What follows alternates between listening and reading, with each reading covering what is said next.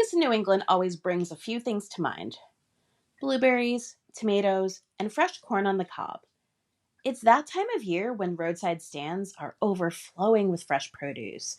Farmers are reaching a fever pitch right before harvest season, and people will drive out to all edges of my home state, Massachusetts, to pick blueberries by the bucket.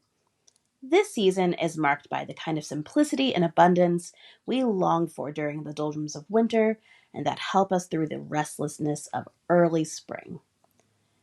As the August heat settles in, these moments of savoring the fresh harvest and replenishing ourselves with just picked produce brings out the best of summer, the best of us, connecting us to the land and each other.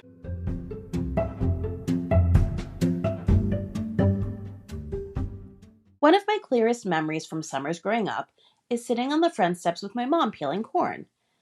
The sky was bright and clear, the air warm, and the fresh ears of corn piled between us, ready to be prepared for dinner. I don't exactly remember what we talked about. Maybe it was big things, maybe some small things, but what stands out to me is that this was a time for us. It was simple, repetitive.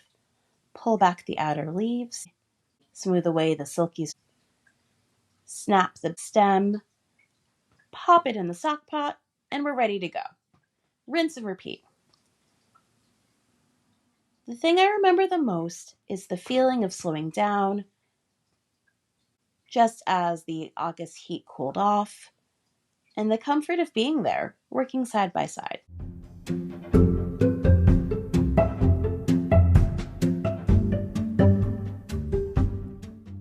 There's something about these simple acts, these moments, that make up a kind of food nostalgia.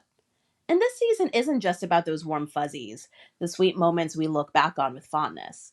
According to research published in the journal Cognition and Emotion, food is a powerful trigger for nostalgia, often tied to deeply personal memories and a mix of positive emotions. In a series of studies, researchers found that food-evoked nostalgia goes well beyond flavor. It taps into feelings of social connection, boosts positive mood, and even enhances our sense of meaning. Unlike regular meals, nostalgic foods have a unique way of connecting us to the past, letting us relive experiences that have shaped who we are.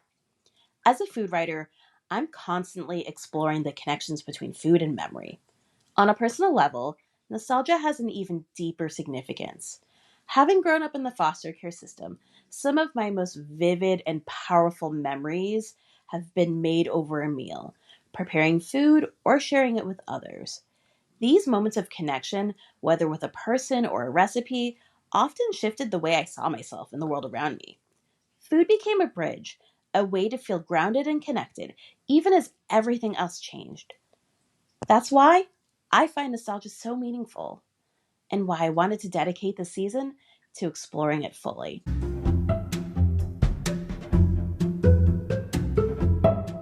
So in this season of Food Stories Told, we'll be exploring nostalgia from all sides. We'll dive into the foods that connect generations, like root beer, and its ties to sentimentality, or how Taco Bell's ever-evolving menu seems to have something for every generation. It's like a memory menu in itself, reintroducing items that seem to tug at different points of time for people. And then there's the way Uncrustables, a simple peanut butter and jelly pocket, have become not only a lunchbox staple, but a regular on Major League Football sidelines. And spoiler alert, our next episode will dive into a different kind of sandwich with peanut butter, but we'll save that for next time. Foods like this seem to carry their own kind of legacy, and we'll be uncovering how they shape and are crafted within our food culture. But I also plan to take you a step further this season and share some practical tips on how to keep track of your own food stories. As we dive into food nostalgia, I'll be talking about the ways you can connect to your own food history and preserving those moments. Whether it be through a food journal, an annual recipe tradition, or even sharing stories with family, I want to help you create a place for those memories so they can be passed down, remembered, and honored.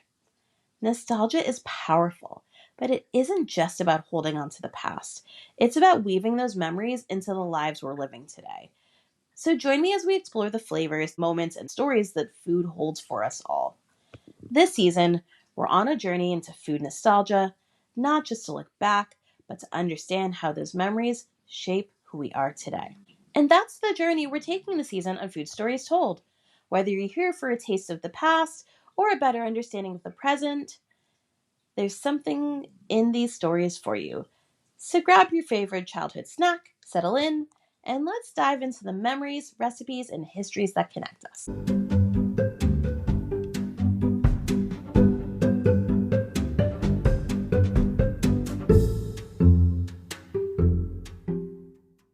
Thank you for listening to Food Stories Told, hosted by food culture writer Stephanie Gravelisi. Please like and subscribe if you're interested in future episodes, and feel free to give us a rating on Apple Podcasts, Spotify, or wherever you're listening.